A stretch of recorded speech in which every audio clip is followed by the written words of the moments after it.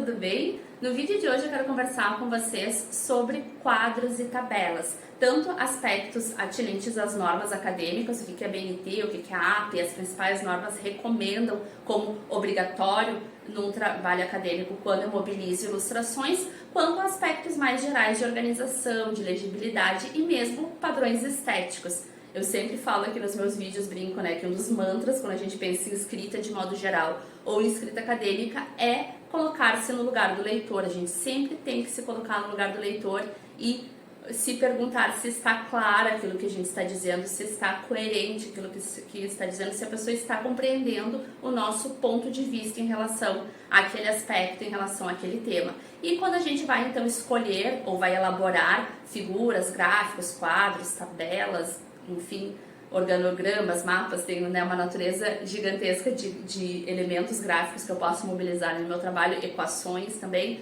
Então eu sempre tenho que me colocar no lugar do leitor e ver se ele está entendendo de fato e se aquele quadro, se aquela tabela, se aquele elemento contribui para que o leitor compreenda o que eu estou querendo apresentar, se eu estou ajudando o meu leitor na hora que ele se depara com o meu texto, certo? O primeiro aspecto que diz respeito à então utilização agora especificamente de quadros e tabelas diz respeito ao título. Pela BNT, pela APA, pelas principais normas acadêmicas padrão, toda ilustração precisa ser nomeada, então eu não posso simplesmente lá jogar o quadro, jogar a figura sem dizer o que ela é. Então, dentro deste título, em sentido amplo, eu tenho ali 3 aspectos que precisam estar presentes. Primeiro, a categorização. Eu preciso identificar que tipo de ilustração é aquela. É um mapa? É um quadro? É uma tabela? É um gráfico? É um organograma? Então, eu preciso colocar este nome. Depois, eu preciso colocar um número. Então, gráfico 1, quadro 2, tabela 5. E, por fim, eu tenho que colocar o título, então, o nome que eu estou dando para aquele elemento. No primeiro aspecto aqui, quando eu falo de nomeação, né, categorização, o que a gente precisa observar? Entender primeiro, né, quais são as funções das diferentes ilustrações, por que nomeá-las de modo diferente. Às vezes, por exemplo, não é necessário, tem normas específicas ou tem elementos que são muito parecidos e aí eu não preciso especificar, por exemplo, um organograma. Se eu usei só um organograma e o resto do meu trabalho são figuras, eu posso optar por colocar o nome que é da categoria maior, né? Então, um organograma é um tipo de figura, então eu posso botar lá figura 1, figura 2, figura 3. Mas tem alguns nomes que têm especificidades técnicas e aí eu tenho que diferenciar, que é o caso do quadro e tabela. Tanto na BNT quanto nas normas em sentido amplo, há uma distinção gráfica e uma distinção funcional em relação a quadros e tabelas. Eu falo de tabela sempre que eu estou mobilizando algum dado numérico. Então, se eu tenho uma porcentagem, se eu tenho índices financeiros, se eu tenho uma numeração, uma quantificação, então eu vou usar a tabela e graficamente a tabela não tem margens laterais. A tabela vai ter só linhas, né? Então ela não é fechadinha dos lados.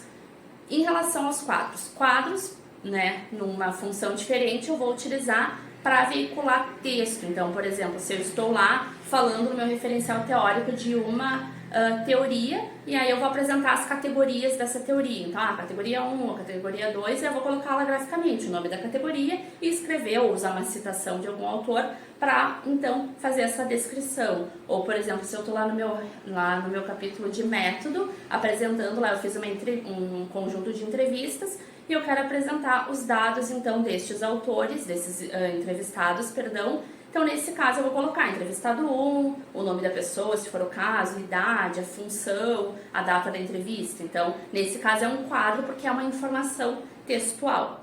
Então, lembrem sempre disso. Tabela, número, e não tem margem lateral, quadro, texto, e é todo fechadinho, né? Pensar num quadro mesmo, ele tem margens totais.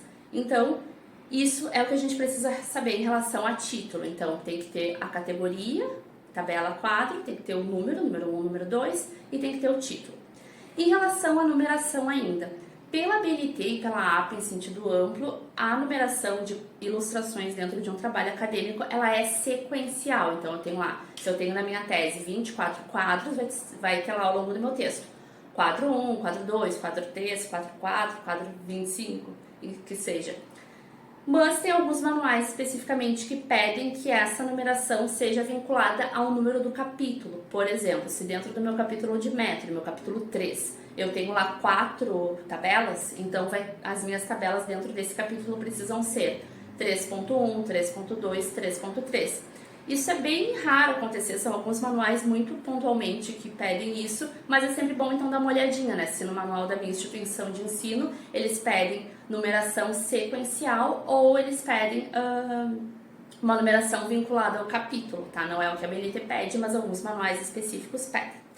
E ainda em relação ao título, né? Então, como é que eu dou um nome? Sempre eu tenho que buscar ser o mais sucinto e o mais claro possível quando eu vou colocar o meu título.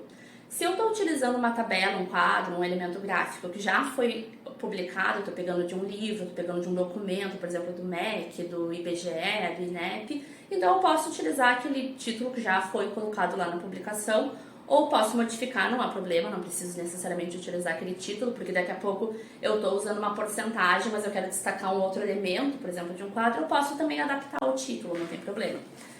Mas é bem importante ter isso, ter essa clareza, entender bem e deixar bem claro para o leitor o que você está tentando mostrar, de que modo você está tentando contribuir. Sempre quando a gente pensa num quadro, numa tabela, é uma informação que é ilustrativa, né? Eu estou tentando ser o mais didático possível quando eu estou ali entregando aquele elemento gráfico para o meu leitor. Então é bem importante pensar bem os títulos. Ainda em relação aos títulos, vamos então para o nosso aspecto 2, quando eu falo de quadros e tabelas, que é um erro bem comum, a gente recebe muitos trabalhos aqui na empresa, em que o pessoal acaba repetindo na primeira linha do quadro da tabela o título que já foi apresentado antes. Por exemplo, título 1, eu estou apresentando uma tabela, tabela 1, índice de aprovação do ensino médio. Aí na primeira linha da minha tabela está lá, índice de aprovação do ensino médio. Isso não é necessário, tá errado, fica redundante. Sempre quando eu recebo trabalhos acadêmicos assim, eu já direto pergunto para o autor, olha só, vou deletar aqui porque está repetido, tá? Tem uma redundância. Então, o que a gente tem que pensar? Nas primeiras linhas ali do meu quadro, da minha tabela, eu já tenho que ter as minhas categorias, já tenho que ter ali o nome das colunas, o que exatamente vai ser apresentado ali dentro. Não tem por que repetir algo que foi apresentado anteriormente. Então, cuidem isso. Se tiver no trabalho de vocês repetido, deletem essa informação de dentro do quadro, da tabela. Em gráficos também acontece de ficar o nomezinho ali, às vezes, repetido, igual a categoria, e já está apresentado no título. Então, deixem essa informação somente no título da ilustração. Depois, o terceiro aspecto, que também é um erro bastante comum, volta e meia eu também questiono os nossos clientes, os nossos mentorandos de escrita acadêmica, é quanto à relevância de determinados dados, de determinadas colunas principalmente. Vou dar um exemplo para ficar mais claro.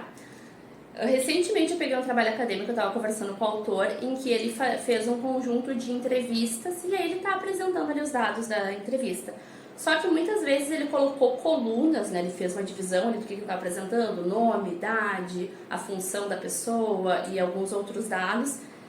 Só que ele usava, às vezes, colocava colunas, e isso fez com que o trabalho dele, a coluna dele ficasse com muitas colunas e ficou apertadinho ali na página, ficou difícil de ler porque tinha muita coluna, para informações que se repetiam que não eram relevantes. Por exemplo, ele fez um conjunto de entrevista e todos os entrevistados eram professores do ensino fundamental 2. E ele criou uma coluna lá para dizer assim, nível de ensino, e tudo lá se repetia. Fundamental 2, Fundamental 2, Fundamental 2, Fundamental 2.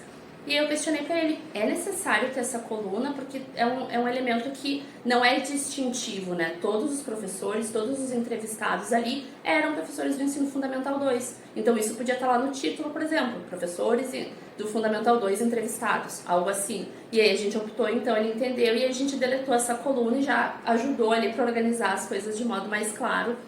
E ficou esteticamente melhor também para a leitura. Então isso é uma coisa que a gente tem que se perguntar quando faz um elemento gráfico. As colunas, os quadros ali, eles têm significados diferentes ou eles são comparativos, né? Tem uma distinção, porque senão não faz sentido. Eu posso colocar isso no meu texto. Ele poderia, por exemplo, também no parágrafo anterior, apresentar. Abaixo estão os dados de todos os professores do Ensino Fundamental 2 entrevistados para esta pesquisa. 2 pontos. E aí vem o quadro, então, com esses dados. Então, cuidem sempre. Se eu vou colocar uma coluna, que ela seja, então, significativa, que ela traga algum elemento, senão não tem por que ela estar ali ocupando espaço e daqui a pouco até dificultando a leitura de quem recebe o nosso trabalho, certo? Depois, o quarto elemento é um elemento que é obrigatório em todas as normas. Na BNT, na AP, enfim, eu tenho que registrar a fonte de onde eu extraí o meu elemento gráfico. E aqui também tem uma questão que a gente precisa cuidar bastante. Isso eu falo tanto para os nossos clientes de escrita, quando lembro também, inclusive, os nossos colaboradores, os revisores que trabalham aqui conosco. Eu tenho que pensar num elemento gráfico, quando eu utilizo um elemento que já foi publicado, como uma citação direta. Eu posso me utilizar de uma publicação, de um pensamento textual de um autor, eu posso pegar um parágrafo e usar como citação direta do meu trabalho, e eu também posso usar um elemento gráfico. Eu gostei de um quadro que apresenta síntese de uma teoria que eu vi numa tese, por exemplo, da minha área. Eu posso colocar e atribuir a autoria. Mas nesse caso, quando eu faço cópia, eu tenho que fazer o registro exatamente da mesma forma. Então, ficar ano, né, o autor e a página. Silva, 2019, página 10. Eu estou copiando algo, então isso vale para figuras também. Então, eu tenho que colocar o número de página. Muita gente esquece quando está fazendo a cópia de algum elemento gráfico. Se eu estou utilizando algo de outra publicação, mas eu fiz adaptações, eu traduzi, ou digamos, eu peguei um gráfico, mas eu não copiei e colei exatamente. Eu fiz cores diferentes, a organização dele está diferente. Se eu for pensar também, sei lá, em figuras, às vezes a gente faz, mas adapta um pouquinho e tal. Aí eu tenho que registrar adaptado de. E aí eu estou dizendo que eu me utilizei, digamos, da ideia ali, o cerne, o raciocínio é do autor tal, ou é da instituição tal, mas eu fiz mudanças autorais ali no meio quando eu me apropriei daquele elemento. Então, nesse caso, eu registro fonte, adaptado de Silva 2019. E também tem o caso das figuras, das ilustrações que eu elaboro mesmo para o meu trabalho.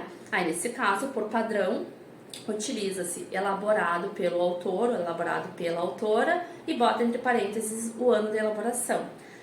Nesse aspecto, os manuais divergem um pouquinho, né? Então, tem vários manuais que pedem para colocar direto autor 2029, enfim, então isso também é um aspecto que sempre tem que olhar no manual de vocês. Alguns manuais preconizam que se utilize a expressão elaborado pelo autor, ou outros pedem só para colocar direto autor, autores, então dá para dar uma olhadinha, mas é importante lembrar que a ABNT, por padrão, pede para que a gente registre a fonte quando é de autoria própria também.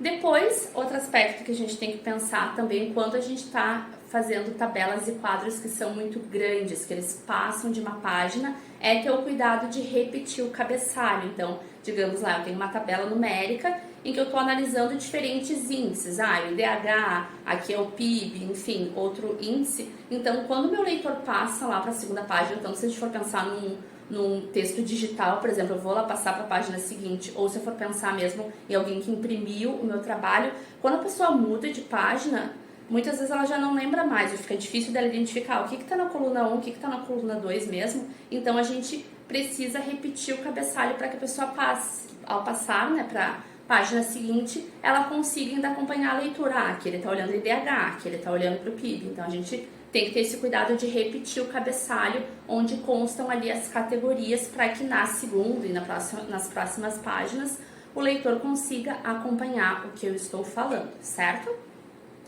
E nessa repetição também, já vamos para o próximo, porque é a dica número 6, o aspecto número 6, a gente tem que cuidar porque tem alguns manuais de modo específico que pedem, além disso, de nós repetirmos o cabeçalho, que a gente repita o título também. Digamos, eu tenho uma tabela grande que ocupa 3 páginas do meu trabalho. Ela começa na página 25, vai na 26 e termina na 27. Tem alguns manuais que pedem para que a gente repita o título, por exemplo, tabela 1, índice X. Aí depois, quando ela está lá na próxima página, tabela 1, índice X, tabela 1, índice X. Quando os manuais pedem para que isso seja feito, a gente vai colocar aqui imagens para vocês verem como é que funciona. É necessário colocar depois do título uma observação de continuidade. Então, geralmente, os manuais pedem ali, continua, para marcar para o leitor, vai continuar essa tabela.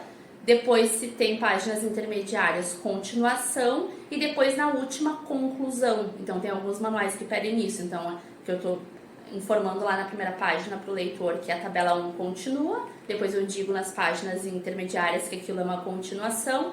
E na última página fica dito lá que é a conclusão. Então tem que dar uma olhadinha também no seu manual, no manual da sua instituição de ensino, se isso está previsto no caso específico da sua instituição. Depois, outro aspecto que diz respeito também a essa ideia também de leitura, de legibilidade, de elementos que são muito extensos, que tem muita informação, é a questão da orientação. Lá quando a gente abre o nosso documento no Word, lá na aba de edição, né, onde a gente tem as diferentes ali funções do Word, na parte de layout eu posso escolher qual é a orientação, se o meu documento vai estar, por exemplo, no modo paisagem, no modo horizontal, ou se ele vai estar no modo paisagem, né? Então são diferentes propostas ali de identificação e de leitura, né? Como é que eu quero que o meu leitor leia. Por padrão, a gente tem os documentos, né, no Word de modo geral, nessa orientação, mas às vezes, quando a tabela é muito larga ou quando a figura é muito larga, eu posso optar por fazer a disposição dessa forma. E na formatação a gente consegue fazer uma quebra de página antes e depois, para que somente aquele elemento fique dessa forma. Depois, na página seguinte, quando o leitor segue a leitura, já está de novo no modo padrão.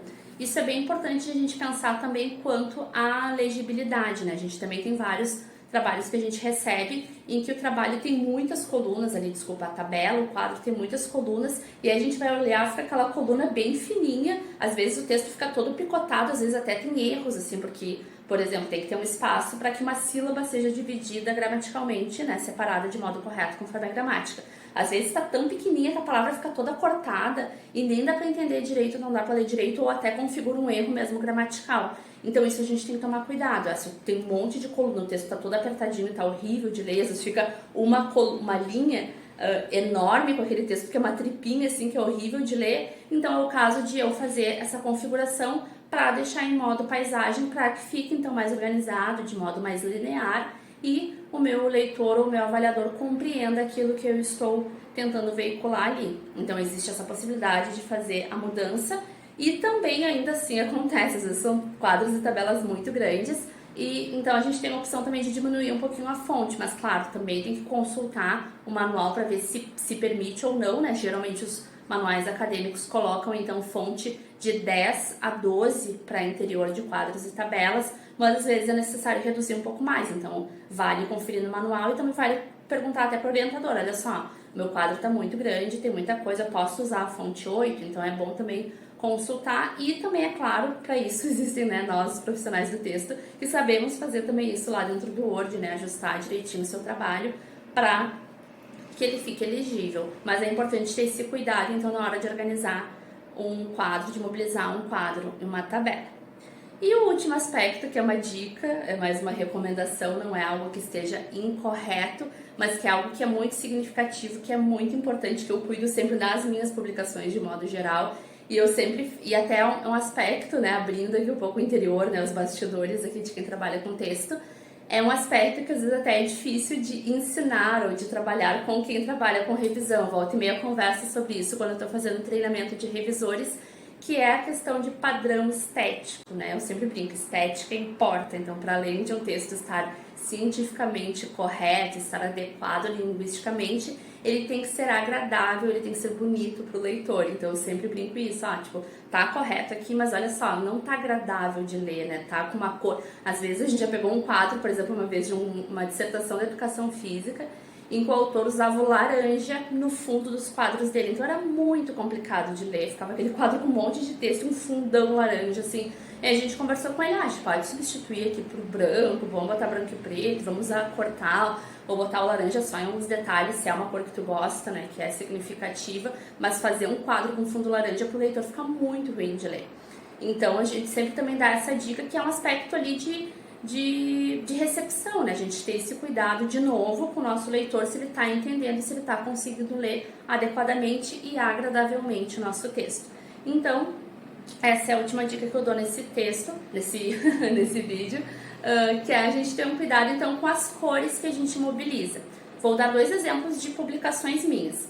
Primeiro, na minha dissertação de mestrado, eu fiz uma pesquisa na área da sintaxe, que é dentro da linguística, uma área que discute, então, como é que se estruturam as frases dentro de uma língua, como é que se organizam os elementos internos à frase, os sintagmas. Eu discuti lá na minha dissertação de mestrado, eu trabalhei com pontuação de trabalhos acadêmicos, emprego de vírgula, ponto, olhei então para os principais problemas que eu identificava nos textos. Para minha para minha dissertação, eu mobilizei alguns quadros e algumas tabelas, porque eu fiz comparação, digamos, quantos, né, tanto qualitativo quanto quantitativo. Eu usei quadros para falar de porcentagem, determinado contexto sintático apresenta mais erros de vírgula, outro apresenta mais erros em relação a ponto e vírgula, ponto final. E depois eu usei uns outros quadros para botar exemplos dentro mesmo e fazer uma análise, então, sintática daqueles elementos. De modo geral, não era uma categorização, uma distinção entre os meus quadros ao longo de todo o texto, tabelas, gráficos, enfim. Então eu optei por usar o azul claro em alguns momentos ali para fazer só a linhazinha de fora do quadro, etc.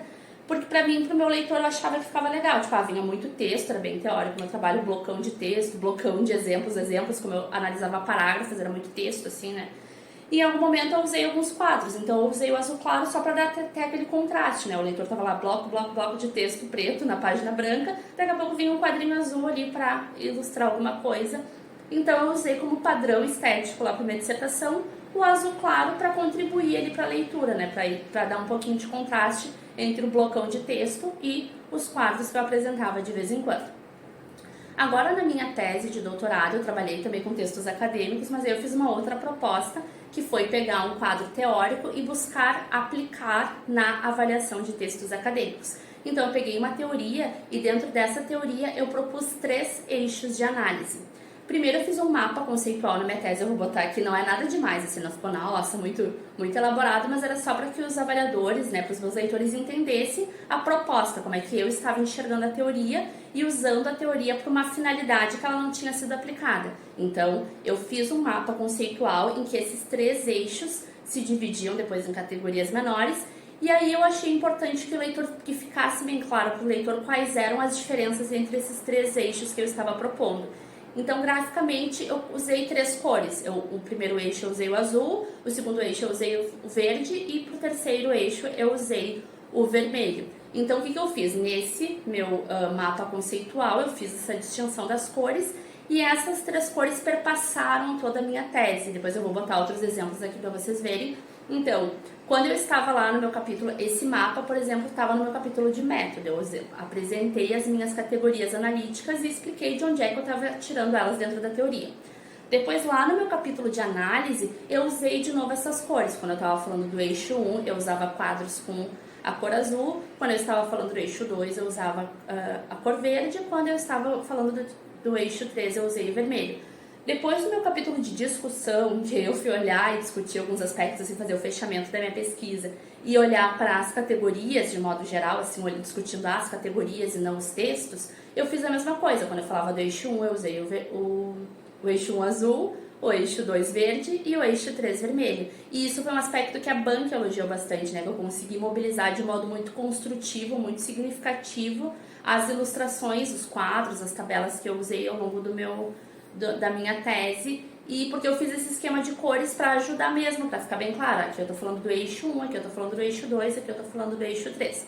Veja que isso não está em norma nenhuma, né? A BNT não fala em esquema de cores nem nada do tipo, mas é um recurso que a gente tem para utilizar, né? Tanto para tornar o nosso texto mais bonito ali, esteticamente, até isso, né? Se eu pego um texto em que tem quadros bonitos, tabelas, a banca já recebe, por exemplo, quem for nos avaliar, ou mesmo o editor de uma revista, vai olhar e vai identificar que teve um cuidado ali, né, para a concepção daquele trabalho. Então já impacta mais positivamente quem vai receber, quem vai avaliar o nosso texto, né.